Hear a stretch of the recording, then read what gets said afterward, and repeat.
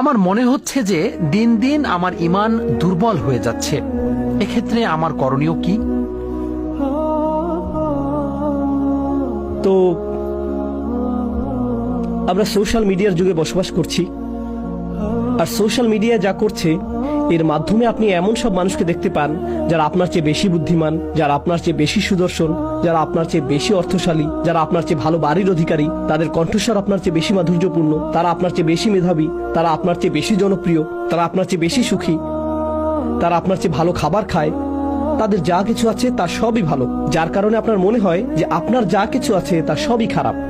আর তখন আপনি আল্লাহর কাছে বলেন, ও আল্লাহ, তাদের জীবন এত ভালো কেন, আমার জীবন এত খারাপ কেন? দিন দিন আমার ঈমান দুর্বল হয়ে যাচ্ছে।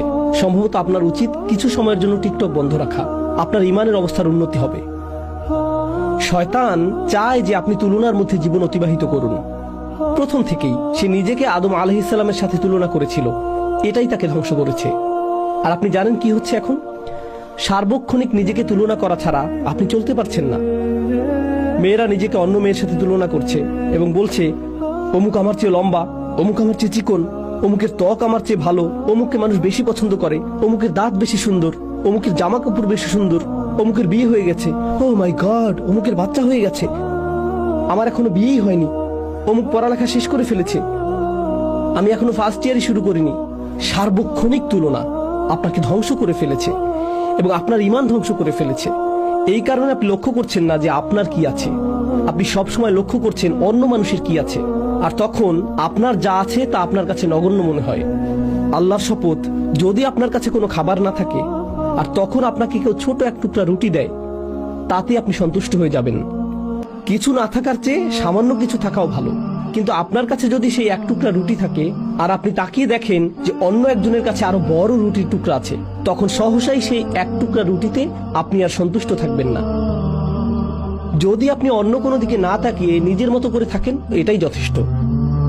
আল্লাহ বলেছেন, লা তাতামান্নাউ মা ফাদ্দালাল্লাহু বিহি বা'দাকুম আলা বা'দ। তোমরা আকাঙ্ক্ষা করো না সেই সবের যার মাধ্যমে আল্লাহ তোমাদের একের উপর অপরকে শ্রেষ্ঠত্ব দান করেছেন। অন্য সেই সকল জিনিসের প্রতি আকাঙ্ক্ষা করতে থাকবে না। লিররিজালি নাসিবুম মিম্মা ইকতাসাবু ওয়া লিন-নিসাই নাসিবুম মিম্মা ইকতাসাবনা। পুরুষরা যা উপার্জন করেছে তাতে তাদের একটি অংশ রয়েছে এবং নারীরা যা উপার্জন করেছে তাতে তাদের একটি অংশ রয়েছে। ওয়াসআলুল্লাহা মিন ফাদলিহি, অর্থাৎ যদি তোমরা উত্তম কিছু আশা করো, আল্লাহর নিকট যা আছে সেই অনুগ্রহের জন্য প্রার্থনা করো। আল্লাহর কাছে এই প্রার্থনা করবে না যে ও আল্লাহ, তার কাছ থেকে এটা কেড়ে নিয়ে আমাকে দিন। না না না না না, আল্লাহর নিকট যা আছে তা থেকে চান। তো আপনাদের হতাশা এবং ঈমানের দুর্বলতার বেশ বড় একটা অংশ আসছে অন্য মানুষের প্রতি এবং তারা কি করছে তার প্রতি আপনার মন সবসময় আচ্ছন্ন থাকার কারণে। তো আপনাদের হতাশা এবং ঈমানের দুর্বলতার বেশ বড় একটা অংশ তৈরির কারণ হলো আপনার মন সবসময় আচ্ছন্ন থাকে অন্য মানুষকে নিয়ে। তারা কি করছে, তারা কোথায় বসবাস করছে, তারা কেমন আছে, তাদের জীবনে কি ঘটে যাচ্ছে। আপনার নিজের জীবন যাপন করুন। সোশ্যাল মিডিয়া ব্যবহার করে আপনি অন্যের জীবন যাপন করা থেকে বিরত থাকুন। তারা কৃত্রিম। সোশ্যাল মিডিয়ায় সবচেয়ে সুখী দম্পতি, তাদের দাম্পত্য সম্পর্ক শোচনীয় অবস্থায় আছে, কিন্তু তাদেরকে এটা প্রদর্শন করতে হবে যে তাদের দাম্পত্য জীবন কতই না সুন্দর, কারণ এর ফলে তাদের সোশ্যাল মিডিয়াতে নেতিবাচক প্রভাব পড়বে। এই জগৎটা কৃত্রিম, এর বড় একটি অংশ কৃত্রিমতায় পূর্ণ, আর এটাকেই আপনি মানদণ্ড মনে করছেন। এটাই আমাদের সময়ের সবচেয়ে বড় সংকটগুলোর একটি।